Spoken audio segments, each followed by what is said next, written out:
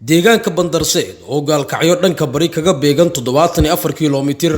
isla markaana sanado ka hor ay aas-aaseen dadka deegaanka ayaa xilligan waxaa ka jira baahiyo dhanka adeegyada bulshada ah ma lahan deegaanku goobo waxbarasho caafimaad iyo ceelbiyo toona hase yeeshee dadka deegaanku waa kuwa u baahi qaba helitaanka goobahaasi muhiimka u ah nolosha bini'aadamka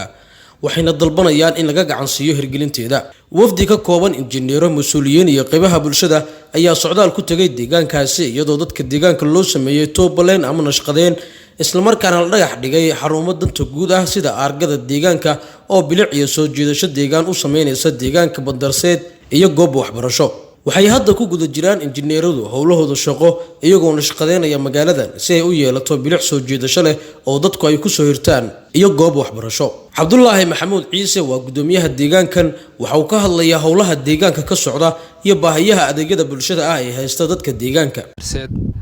oo la aasaasay 2018 intaas waxa qabadkii ka soo socday qayb ka mid ah maanta xariga ka jirayna mataqaana dhismihii wadadii mataqaana dhulkii oo cabirkiisii oo aan bilownay 2 bari ka hor ayaa maanta meeshan ku soo gabagabeynay tambalankaas maanta cabirkiisii aan soo gabagabeynay ayaan rabnaa maanta inaan meeshan ku cadeyno deegaankaas wax badan ayuu soo jiray waxaa noo qabsoomay oo intii deegaankaas aan joognay masaajidkaas xarumaha waaweynka waxaa ka mid ah masaajidka waxaa ka mid ah noo qabsoomay xaruntii degmada baahiyo badan oo kala hadda noo dhiman oo sida biyaha kale tan way jiraan runtii meeshaan baahi badan baa lagu qabaa oo ay ka mid tahay biyahaas waxbarasho la'aan baa ka jirta wax caafimaad la'aan baa ka jirta dad badan oo mujtamaca oo aad badan ayaa meeshaan ku nool oo bulsho badan ayaa ku nool meeshaan taskiilaadkaas badan uu ka dhiman yahay marka waxaan rabnaa marka walaalaha maanta na soo booqday waa u mahad celinaynaa dalka dibadiisa kuwa nooga yimid iyo gudihiisa kuwa nooga yimid intaba waa u mahad celinaynaa injineer Daahir Aalo Dhowre waa injineerka nashqadeynaya deegaankan mawdiin qoyahan odayaal waxgarad waayeel waan salaamay 184 waraaga cadadiisa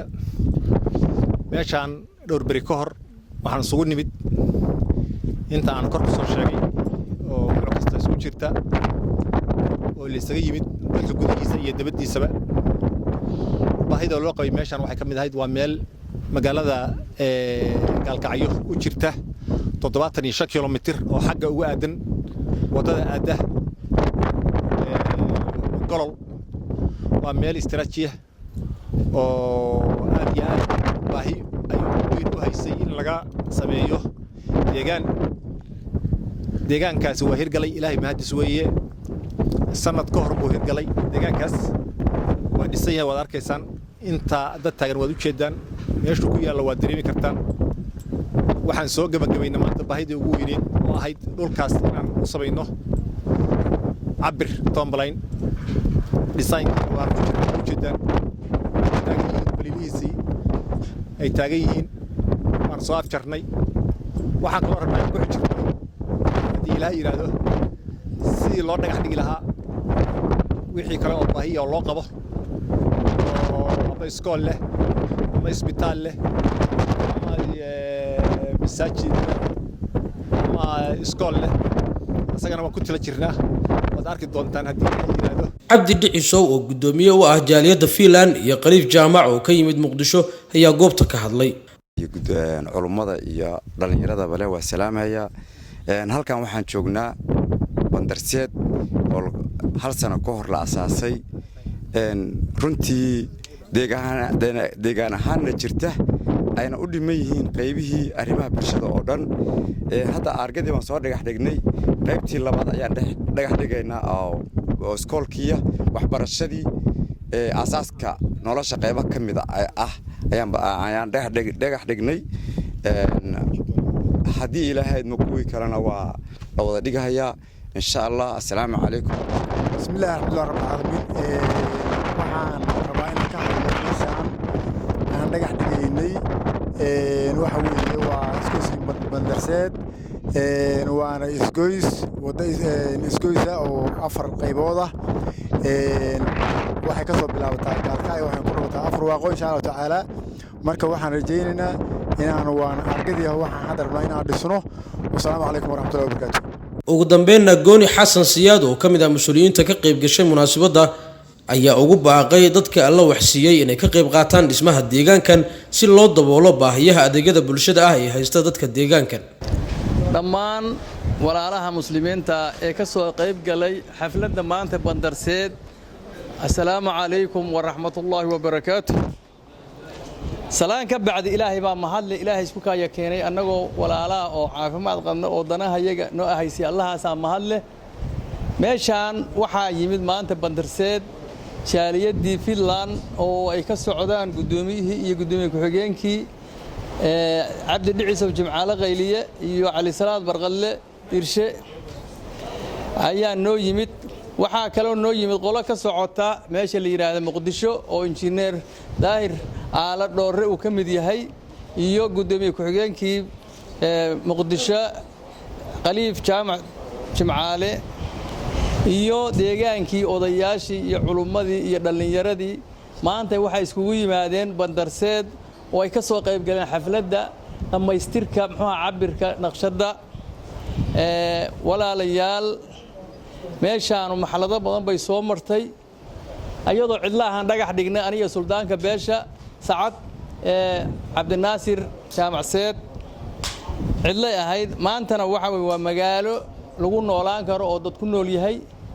hoogaa marka waxaa ka dhiman tasiilaadkii dadweynaha ee danti guud haddaan hormariyo meeshaan waxaa noola ballan qaaday ceel ay noo ballan qaaday qolahayadii ceelkii daraad galan baan arkay ninkii qoodi lahaa oo soo qaatay qandaraaskii dhammaan anigu waan saxiixay buu yiri waxaa iga dhiman hadda in la ii soo diro lacagtii asfaaniska aan ku bilaabi lahaa shaqada ceelkiina halkaas uu marahayaa waxa kaloo hadda la dhagax dhigay wada arkayseen oo waxbarashadii meeshii iskuulkii iyo waa hadda dhagax dhignay hadda xaraweyn rag bay rabtaa weeyo tolka ayay u taallaa dal iyo dibad inta joogta ama ilaahay wax siiyay ayaga laga rabaa inay dhisaan magaalada haddana waxa kaloo oo qabanay meeshii santarka ahaydna waa la cabiro wada arkayseen hadda meeshu shaqay rabtaadoo waxay rabtaa tol u istaagay rabtaa shalay meeshii cilada maantana magaalaha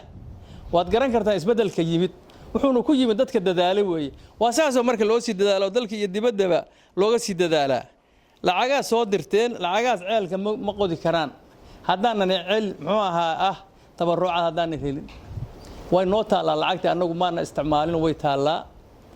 marka waxaan leeyahay tolkeeyow waad maqlaysaan waana arkaysaan meeshu say tahay waxaan laga rabaa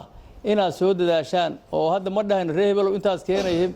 magaalo hebel intaas keen ma dhahayne waxa weeye meesha indhihiina ku aragtaa ragna waa nala jooga ayaga qiimeyn doono waxay u baahan tahay